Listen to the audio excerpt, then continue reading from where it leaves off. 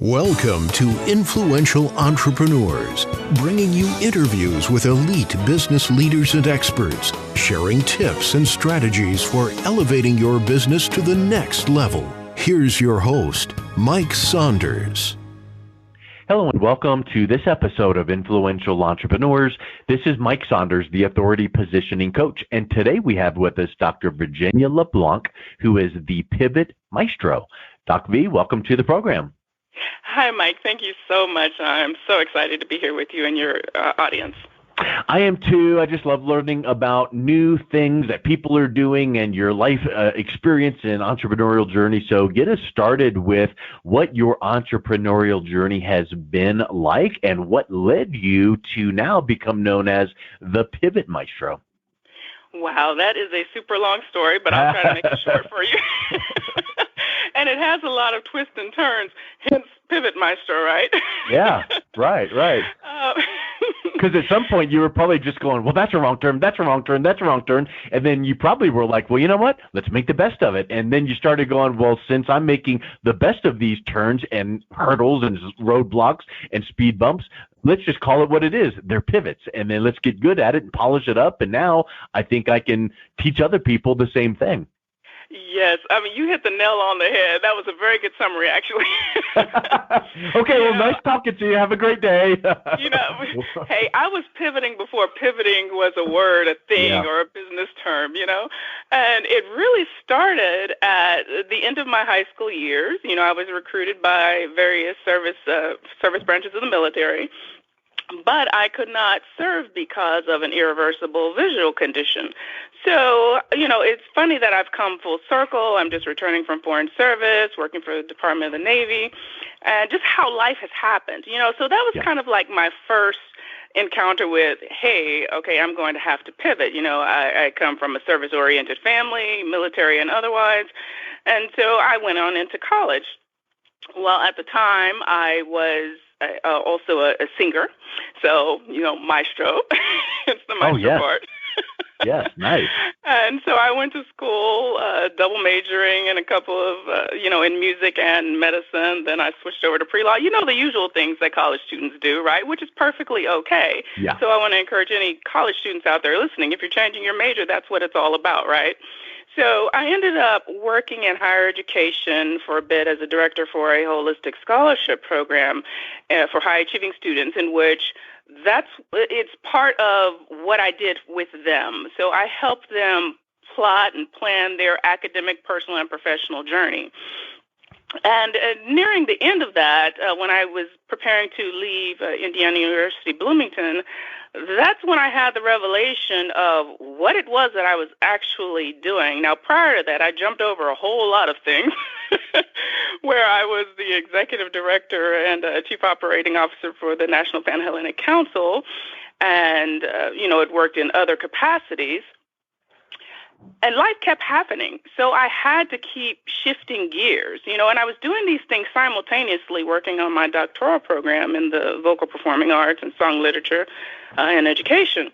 So, there was a point in time in which my biological father took ill, and I made the decision, to take care of him. So I moved him from Louisville, Kentucky to Bloomington, and I had to figure out, okay, well, what is it that you can do to continue to put food on the table, take care of your father, not work this crazy schedule that you were working, as this executive director.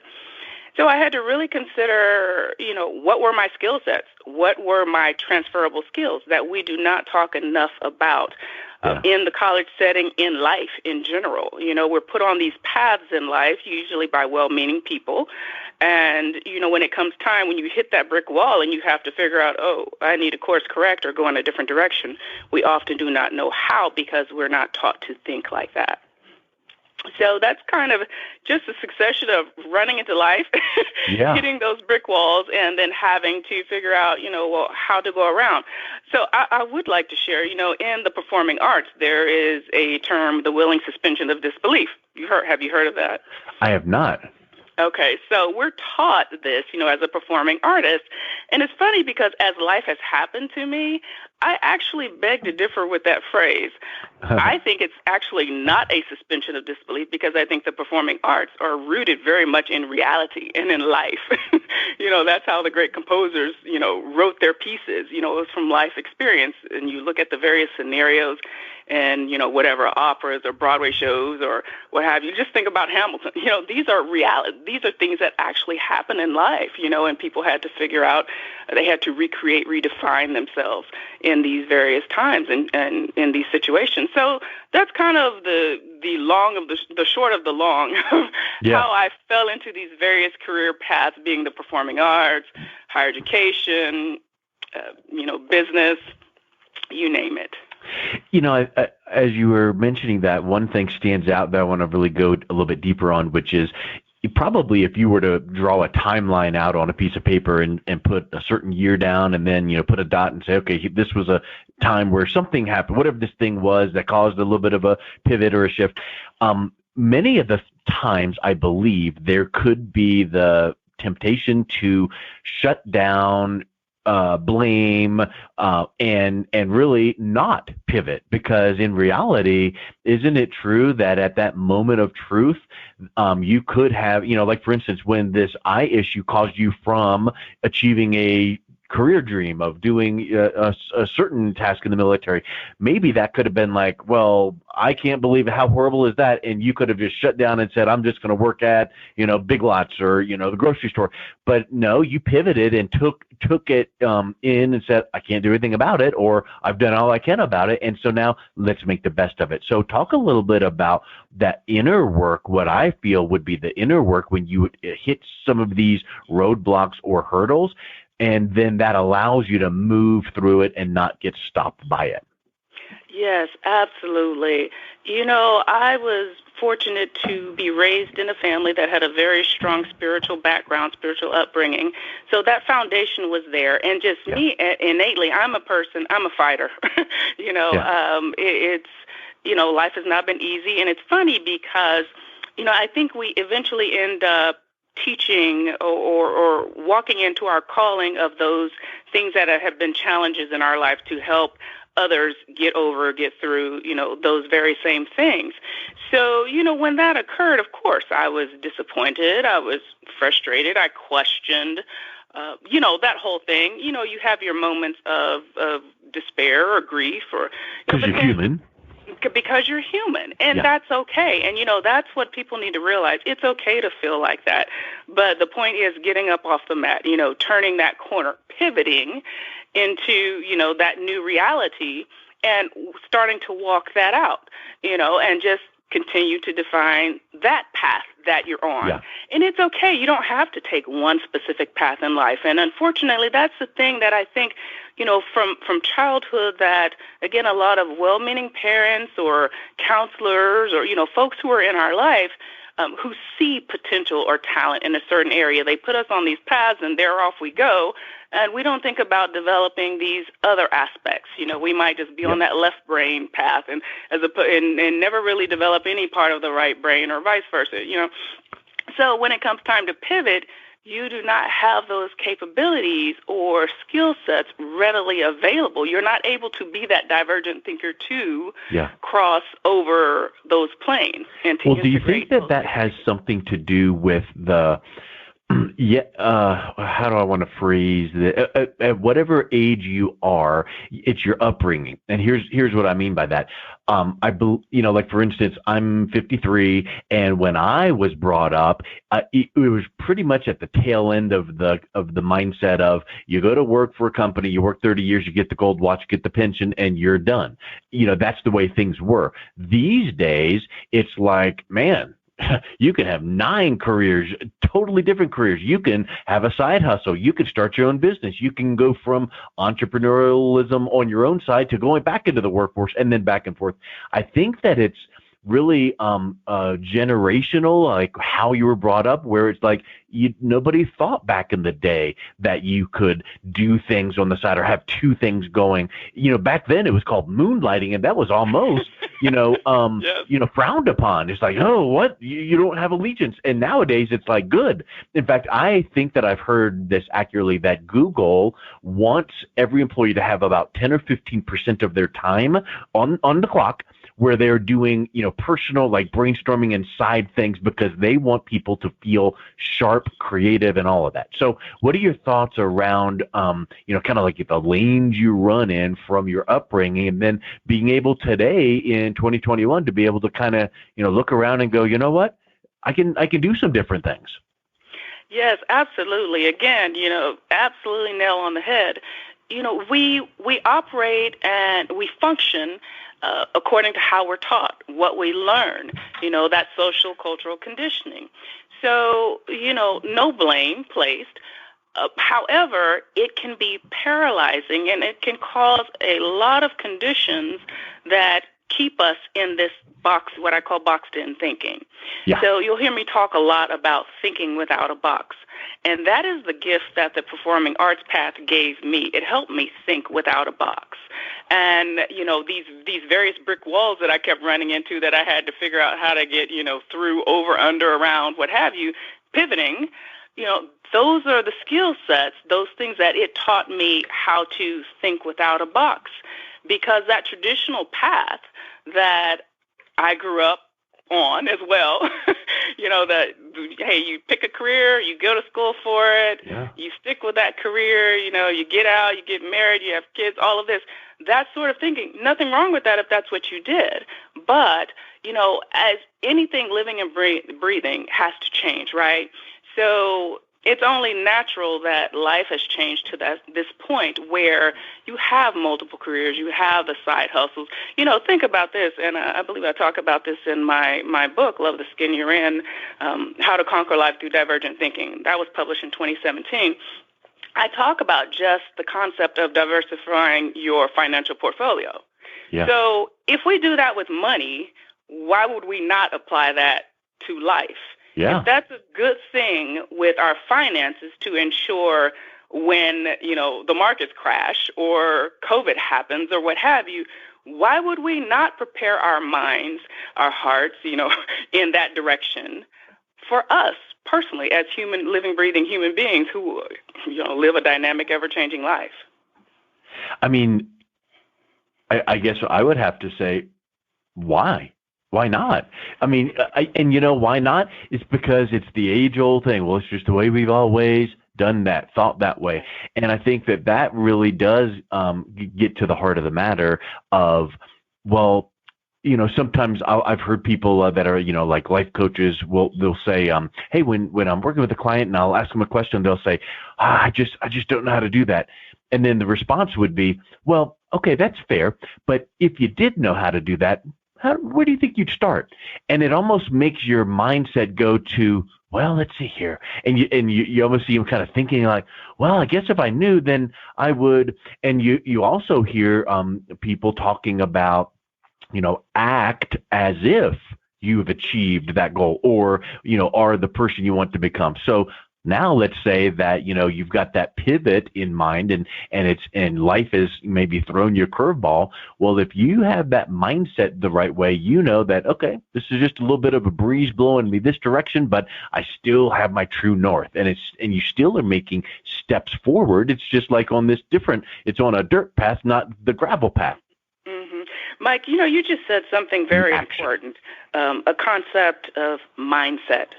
And I think this is where, I work with career and life transitions. So one of the biggest things you have to realize as a coach is to meet that person, that individual, where they are. Yeah. So if they're not in a place or a mindset in which they can receive, well, just think of it in a different way. Maybe they have no clue where to start. So, dealing with the mindset is a huge thing when, you're talking about, well, the response is, well, this is how we've always done it. Well, if that's how they've always done it and they've not been in circles, social circles or educational circles or what have you to know another way, you have to start from ground zero. Yeah. So I think, just really working with individuals from with that understanding, with giving them that space for grace, which, I like to talk about a lot.